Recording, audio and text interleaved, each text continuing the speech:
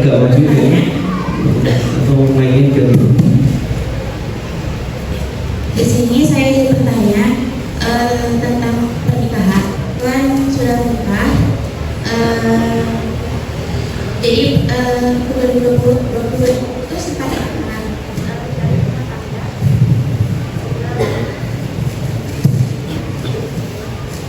menjalin rumah tangga selama 2 tahun, lalu sempat pisah 1 tahun di tahun 2022 sampai 2023.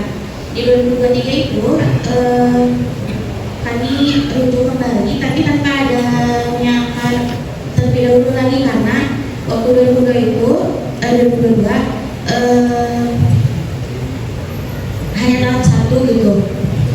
Nah, maksudnya itu hukumnya bagaimana ketika menjalin rumah tangga kembali tanpa adanya akad. Nah, for your information aja, nah saat nikah itu kondisi juga perempuan saya gitu dalam keadaan sakit depresi, dan nikah itu dipaksa sama keluarga karena keluarga lepas tanggung jawab, tidak mau untuk mengurus saya lagi gitu. Jadi disarankan kepada pihak laki-laki, kebetulan karena kami sudah pacaran lama gitu. Nikah dalam keadaan sakit, tidak sadar, dan walinya itu dari pihak perempuannya, bukan dari pihak ayah tapi dari pihak ibu, karena ayah itu tidak ada kabar dari saya sejak kecil, jadi tinggalnya dengan ayah kakek gitu. Nah, itu hukumnya bagaimana ya? Terima kasih. Assalamualaikum warahmatullahi wabarakatuh.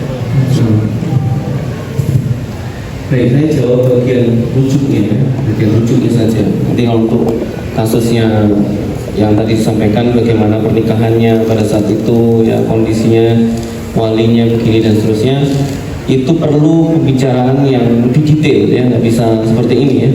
Saya hanya ingin sampaikan tentang rujuknya saja. Jadi pernah talak 1 ya, pernah talak 1, kemudian berpisah 1 tahun, kemudian merujuk ya. Sebetulnya kalau di dalam Islam ya, itu talak 1 itu sebetulnya tidak dianjurkan untuk berpisah ya. Tetap di dalam satu rumah ya, karena talak 1 itu harusnya bisa segera rujuk dengan secara otomatis ketika mereka berhubungan suami istri, itu langsung otomatis rujuk ya. Jadi sebetulnya begitu. Tapi secara detail perbedaan ulama tentang bolehkah nunggu 1 tahun kemudian kembali, saya sampaikan bahwa saya tidak tahu fikih nikah yang terkait dengan hal sampai sedetail itu ya, karena ini kasusnya saya belum pernah menangani ya, dan saya tidak tahu jawabannya ya. Jadi 1 tahun kemudian talak 1 kemudian kembali dan rujuk. Walau kalau memang nanti ingin membutuhkan jawaban, saya akan jawab setelah saya ketemu guru saya. Nah, beliau adalah salah satu ahli di bidang pranikah di Surabaya yang menjadi rujukan di berbagai kota di Surabaya, di Jawa Timur. Ya, kalau ingin memang membutuhkan jawaban itu, tolong saya di DM, saya akan jawab insya Allah. Ya, baik, silakan selanjutnya.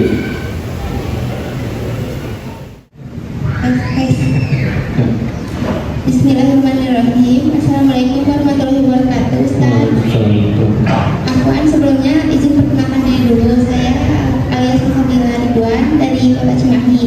Izin bertanya, Ustaz.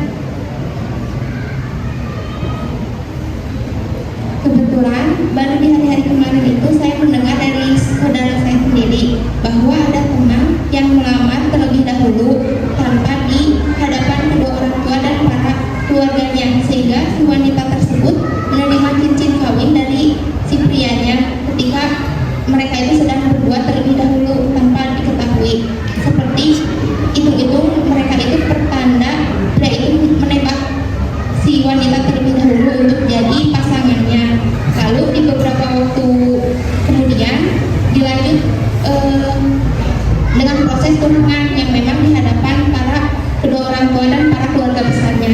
Nah, itu bagaimana Ustaz? Apakah itu memang tata cara yang haram dan diperbolehkan oleh kita atau salah?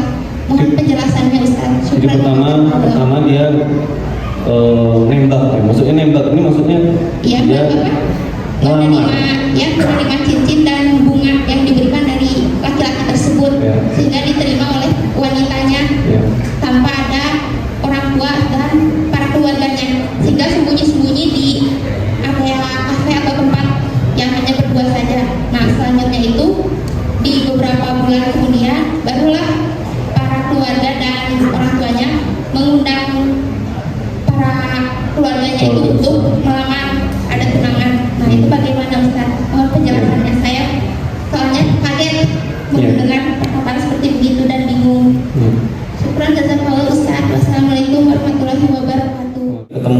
berdua saja itu tidak disebut dengan lamaran, tidak disebut juga dengan tunangan, karena memang dalam Islam tidak ada tunangan ya. Jadi ya, lamarannya itu baru dihitung resminya adalah ketika dia mendatangi keluarga besar dan melamarnya kepada walinya yang perempuan ya, kalau memang ada ya, itu lamaran resminya seperti itu. Jadi memang agak tumpang tindih ya pemahaman tentang lamaran atau tunangan ya. Jadi banyak juga orang menganggap bahwa kalau sudah tunangan itu berarti sudah sah ya, seolah-olah akhirnya melakukan sesuatu yang seharusnya hanya boleh untuk suami dan istri saja, ada bersentuhan kemana-mana berdua gandengan dan seterusnya, itu sebenarnya tidak kemudian sudah tunangan kemudian boleh, enggak, itu belum akad berarti belum boleh, lamaran pun juga belum boleh ya gitu. Jadi banyak yang kemudian salah persepsi sehingga lamaran itu hanya menunjukkan sebagai menunjukkan bahwa yang laki-laki dia melamar itu supaya kemudian dijawab dan kemudian proses berikutnya adalah akad, tapi belum ada halal atau kehalalannya belum diperbolehkan gitu ya. Maksudnya hubungannya tetap tidak boleh saling dekat seperti suami dan istri ya. Kalau kami di Patriot, lamaran itu ya lamaran, sudah lamar dibalas ya sudah, kemudian ya mereka nggak japri-japrian gitu, enggak. Jadi tetap mereka berkomunikasinya di dalam grup yang di dalamnya itu ada fasilitatornya. Kalau memang keluarga besarnya bisa menjadi perwakilan fasilitator di situ, misalnya yang perempuan diwakili oleh ayahnya, maka di grup itu ada ayahnya, anaknya perempuan, dan calonnya laki-laki. Kalau mau nanya silahkan tanya di situ, ya. Tidak ada yang kemudian nanya-nanya detail, apalagi seserahan pakaian dalammu ukuran berapa, aku bilang ya, nggak ada kayak gitu-gitu. Ya itu kami kalau di Patriot, kalau itu dilanggar maka kami akan lepas. Kami nggak akan nolongin, nggak akan bantu. Silahkan dilanjutkan sendiri, kami tidak membantu. Ya seperti itu, kurang lebih gambarnya begitu. Kenapa begitu strict ya? Karena memang ini pernikahan kalau mau berkah maka harus melibatkan Allah ya. Maka kalau mau melibatkan Allah jangan bikin sesuatu yang Allah nggak suka ya. Jangan seperti itu ya. Insya Allah itu ya. Ada lagi? Bismillah. Nama saya Fikri dari Cilenyi, Kabupaten Bandung. Izin bertanya Ustaz, berkaitan dengan tema hari ini, apakah indikator kesiapan seorang siap menikah itu dipengaruhi juga dengan calon mempelainya, calon pasangannya, atau enggak? Misalkan dipengaruhi dari tingkat pemahamannya juga, pemahaman tentang agama atau finansial dan lain-lain.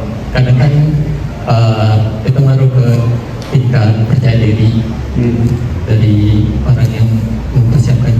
Oke, jadi misalnya ada dua orang ya, yang satu misalnya belum paham agama, apakah kepercayaan diri ini dipengaruhi oleh calonnya?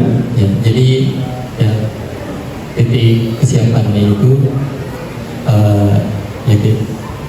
dipengaruhi sama calonnya juga, atau murni dari yang 5 aspek yang tadi Baik. Pertanyaannya kepercayaan diri. Kepercayaan diri itu lahirnya dari diri kita. Jadi kita sendiri sebetulnya yang menumbuhkan kepercayaan diri itu. Kita bahkan nggak tahu calonnya siapa. Kepercayaan diri itu harus sudah ada. Bahkan kita juga harus siap kalau memang calon kita memiliki ilmu lebih tinggi dari kita. Ya, itu tetap kepercayaan diri harus ada. Saya pernah membantu pernikahan salah satu binaan saya. Ini anak pang baru berhijrah. Dia sudah ngaji beberapa tahun katanya. Kemudian calon istrinya yang mau dijodohkan sama dia itu guru ngaji. Bukan hanya guru ngaji, pemahaman agamanya sudah sangat bagus. Karena dia guru di sekolah Islam yang mengajar tentang PAI gitu ya. Nah, sedangkan yang laki ini baru 2 tahun dia berhijrah. Ya, seingat saya 2 tahun. Memang kami membimbing dia terus. Ya, dia punya komitmen yang kuat untuk memperbaiki diri. Tapi ini sebetulnya secara keilmuan kan agak timpang, gitu ya. Tetapi kemudian dari sudut pandang yang awal, ya, yang guru ngaji ini, guru agama ini, dia bilang saya ridho, saya siap selama si ikhwan berkomitmen untuk melanjutkan belajarnya, ya meskipun dalam kondisi sudah menikah. Jadi dia siap untuk mengakselerasi ya, ilmu ketinggalannya itu, ya, dan dia siap untuk mendampingi itu tanpa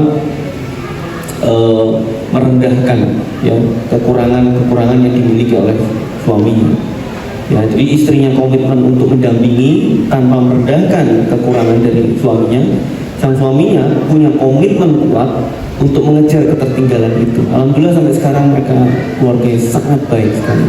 Anak-anaknya sudah 3, seingat saya, dan keluarganya sangat bahagia, sakinah, insya Allah. Ya. Assalamualaikum warahmatullahi wabarakatuh. Nama saya Muhammad Ihsan. Di banyak materi-materi sebenarnya untuk prani itu bisa banyak ditemukan di mana-mana.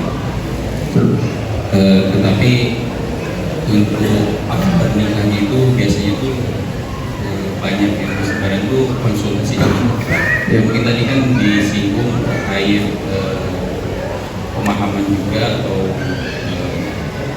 apa namanya itu dibimbing juga after nikahnya. Iya, namanya program beginner couple gitu. Betul. Mungkin bisa di-spill mungkin Ustaz nanti untuk mempersiapkan after nikahnya. Insya Allah sih dalam ini saya siap menikah. Jadi nanti after nikahnya itu apa saja sih yang perlu dilakukan itu Ustaz? Baik. Belajar. Tidak melupakan. Baik.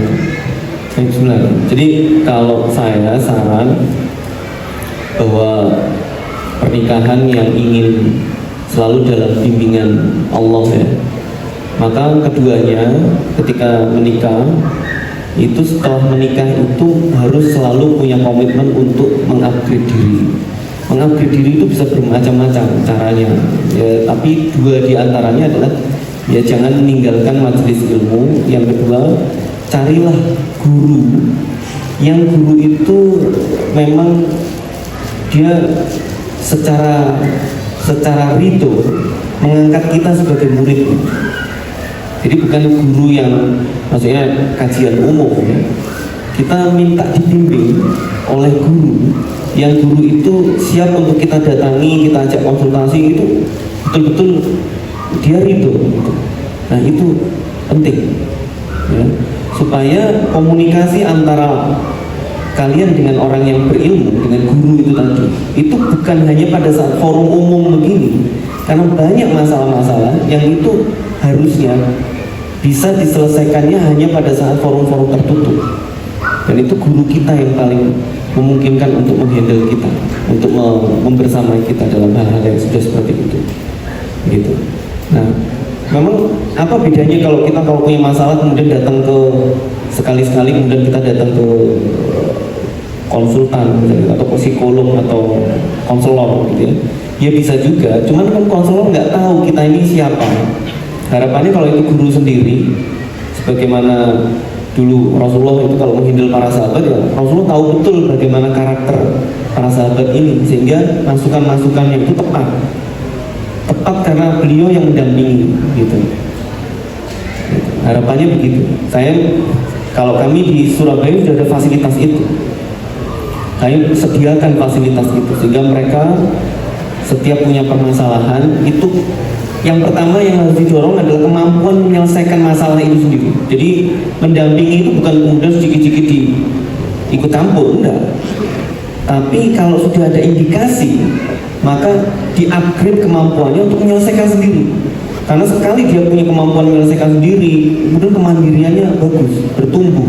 Yang laki-laki jadi semakin kowam, ya. Yang perempuan jadi semakin paham bahwa dia menjadi kunci juga di dalam keluarga. Jadi begitu. Jadi upgrading setelah menikah itu begitu. Mendampingi setiap ilmu yang dia sudah dapat itu untuk dipraktekkannya itu udah bener atau enggak. Itu yang menjadi fokus. detailnya mungkin nggak bisa diomongin di sini karena ini sistem ya. Sistem itu setiap organisasi atau yayasan bisa berbeda ya. Tapi kami kalau di Surabaya kami berusaha menerapkan itu sepersis mungkin dengan apa yang diajarkan Nabi. Oh, Nabi itu pernah ngasih konsultasi itu kayak gini kondisinya ya. Jadi itu yang kita adopsi gitu. Allah. Mungkin Ustaz ya, kita cukupkan, mungkin ditutup aja, silakan. Baik, kalau sekalian terakhir ya, saya ingin sampaikan bahwa ketika kita mengikuti kajian-kajian ilmu seperti ini, ya jangan ini hanya kita gunakan sebagai sebatas oh iya saya tahu, ya. Kalau hanya sebatas oh iya saya tahu, maka itu nggak akan memberikan perubahan apapun. Ya, maka jadikan ilmu yang kita pelajari atau masukan-masukan yang kita dapatkan itu untuk kita praktekkan. Karena sebetulnya waktu kita nggak terlalu banyak. Setiap orang itu kalau harus mengalami kegagalan dalam rumah tangganya, saya pikir dia akan membuang banyak waktu. Lakukan keputusan-keputusan besar itu berdasarkan dengan ilmu. Insya Allah Allah akan bersamai kita sampai nanti kita kemudian memasukkan seluruh keluarga kita ke dalam surganya. Amin. Itu aja dari saya. Terima kasih. Wassalamualaikum warahmatullahi wabarakatuh. Waalaikumsalam.